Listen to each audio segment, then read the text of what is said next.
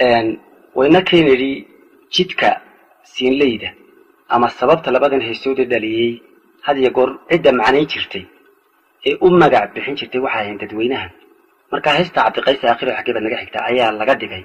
inay siyaasad tahay oo Cabdiqays leeyahay durba markii askartani wadankii qabsatay dimuqraadiyadii iyo xorriyadii iyo madax banaanidii iyo noloshii waa tan la waayay xageebay qabatay noloshii iyo xorriyadii hadalka iyo macnaha hadii ka dhigo afka dadka ayuun bay Ar-Raxmaan raacdayo dabeedna halkan waxay sheegaysaa in xorriyadii iyo dimuqraadiyadii iyo arrimaha cabdiraadinaya ay durba laalmeen oo aan lahayn halka markay maraysay labada heesood ee mid waliba ta horena soo baxday oo madax banaan Ar-Raxmaanna loogu jawaabay Cabdiqays ayaa waxa jirtay riwaayad markaa ka soo baxday jaamacadda La Foole oo ragga ka qayb galay siinley intooda badani ay markaa joogeen waxa la oran jiray aqoon iyo afkarad waxay lahayd heesaheeda waxa kamid ahaa hees la yiraahdo saxarla ama dadku ay ku gartaan waan soo socdaa koodii waxna waa sida labadii heesihii riwaayadii ku jira aqoon iyo afkarad waxa jaad ku duwan baa Cabdiqays ugu tagay Djibouti waxaana kamid ahayd saxarla Cabdiqays wuxuu og yahay oo haystaayo kale heestiisii aakhiro tahadraawi ugaga jawaabay Ar-Raxmaan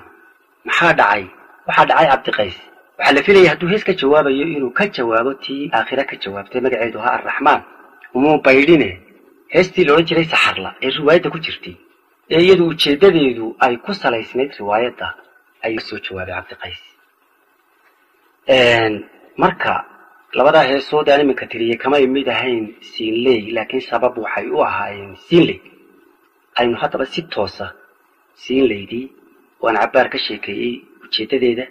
iyo midhaheeda u gallo sidaan u sheegayna siinley kow waxa ka ahayd heestii madaxa banaanayd ee magaceeda la oran jiray saxarla heestaas oo uu lahaa ninka leeyahay Draawi waxay tiri kusinaan dharaartii la sargooyay dunidee rabbigay sameeyay irka sare u taagay xidigaha siraatiyo dayax suudi meeriyo lagu sugay cadceedee sagalkiya daruurtiyo lagu xidhay sitaace dhulka gogol la seexdiyo saba lagu naadiyo laga dhigay sindadabkee buuraha la saaree dhirta samayda ciidiyo salka loogu joojee saddex laabadiyo webi lagu yiri sabeeye dabadeed la saayee qofba meel la siiyee saldhigeedu qaydnaa cidi uma sinayno dadku ruux saboolo saransiir ku raagiyo guriya samaniyaalo sid ka dhalay ku haysto hele seer ma weydiyo wayna keenay jidka siinleyda ama sababta labadan heesood dhaliyay had iyo goor cidda macnayn jirtay